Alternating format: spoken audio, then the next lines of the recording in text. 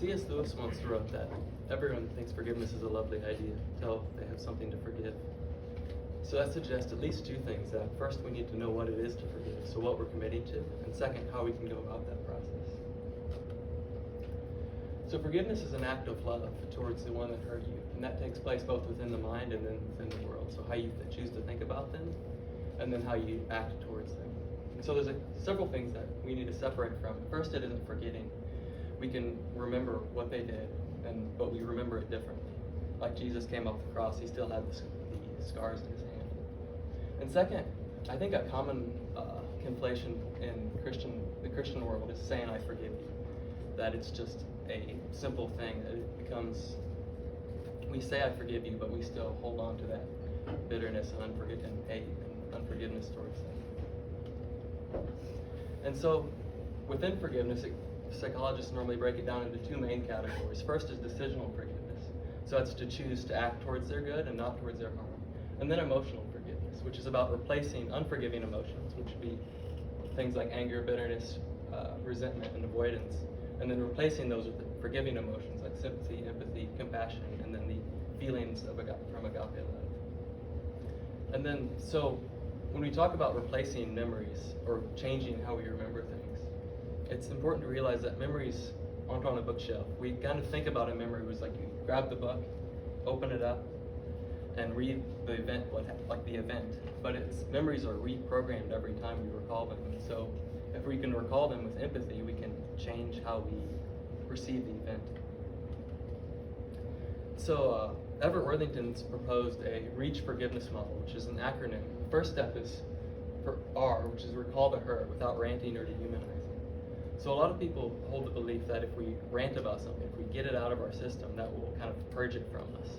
But it turns out that not only does that not help get it out of our system, but it actually ingrains it deeper within us, because through the process of neuroplasticity. And in a way that doesn't dehumanize them, that doesn't see them as less and define them only by what they did and not by how they are human. So first is to imagine, the first sub point in this is that we can imagine the event. So feeling the bodily sensations within us, accepting that tension within the body that we feel when it comes up. And so we can express that by either by writing or telling someone. So if we tell someone, that can help us kind of release the shame that the event has over us, the power that it has. And it also activates something within the brain called the mirror neuron system, which is how we kind of resonate with other people. And so that can kind of reprogram the memories. And then we can try to recall the event more objectively. That if we keep recalling the event in the same way, that it doesn't help to reprogram it. And so this can also be done by telling someone or writing about it. And then a tool that Fred Luskin offers is to examine unenforceable rules. So an unenforceable rule would be expectations we have about how others should think, act, or feel. And so that's a very helpful tool to examine. And then the key step within the REACH forgiveness model is empathize, or empathize without excusing. We can acknowledge what they did, feel why they did that, and not say it was right. Someone who committed a murder, they still committed a murder. It's still a wrong act, even if we can understand it. So first, there's different levels of empathy. First is sort of the intellectual understanding. I can see why someone would do that. It's like more abstract. It's distant from us. And then the next stage would be correctly identifying their feelings. So I know what they were feeling in this moment. And then finally is to feel sort of along with them. I can feel how they would have felt in that moment. And so why would we empathize? First, we all commit evil. And we do so with what we often at the time think to be good reasons. We have sort of personal histories that lead us towards certain directions, and we all tend to act oftentimes in our own self-interest. And so we can kind of sense that common humanity that's within all of us. And so to help us empathize, first is we can pray for understanding. That will set our intentions on feeling along with someone and understanding. And second is the tool that Everett Worthington offers is the empathy chair or ladder. So we can do this by setting up two chairs. You sit down in one and imagine perpetrator across from you and tell your story to them. Then you physically get up, and then you tell your story as the perpetrator. And that'll help you sort of identify with how they are feeling and why they acted that way. And then you can kind of switch back and forth until you process through that. And you can do a similar thing with writing a letter. And then you can imagine what God wants for the perpetrator based off what he wants for all people. And he wants all of his children to feel loved and to be more like him.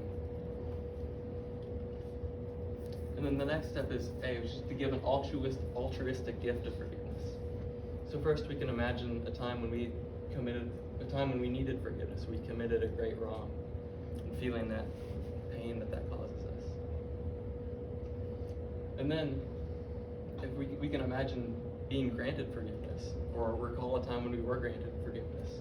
And then imagine the gratitude that we feel from that, trying to fully experience that, what that's like. And then once we can have that gratitude, that can help us want to give that to someone else. So we can imagine holding this box of forgiveness and handing that over to someone. And then to commit to forgiveness. So when we forgive, we don't forgive as a one and done event. It's a thing that's done across time and to change us across time. And so two things that can help us with that is first accountability. We can talk to those around us and help them, ask them to help us to talk about the event differently and to watch out for the stories that we're rehearsing. And then we can write certificates of forgiveness. Something like, I hereby state that I forgive this person for this action that they committed. You can sign it and date it and get it witnessed. That can also help with the accountability partner. It helps add this extra element that you're committing to that. And then finally is to hold on to forgiveness despite our doubts. That when we see the person that hurt us and we feel that pain that arises in us, it can lead us to doubt that we are forgiving. But those memories are very deep within our brain, and so it takes a long time to rewire those. And so first is we can pray for the offender. We can imagine desire what's good for them and ask God to help them experience love and compassion that will kind of rewire our associations with them and how we perceive them. And it's a very tangible act of doing something good for them. And then we can check the stories that we tell. Proverbs tells us that how we think, so we become. And we can gently redirect our mind, just set our minds on what is good and not rehearse stories that demonize or dehumanize them. And then finally is we can do something on their behalf.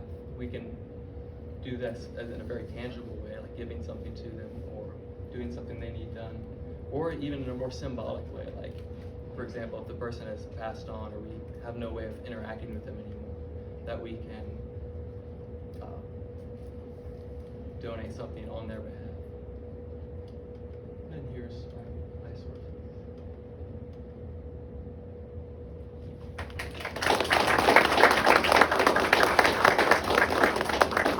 Do you have any questions?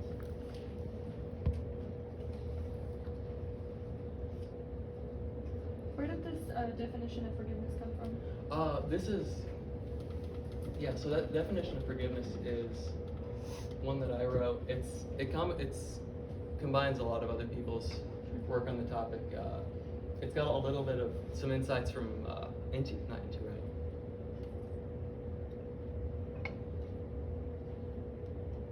Enright. I always mix it up. Robert Enright, who's a psychologist, and that's where I got the concept of forgiveness being an act of love towards the other person.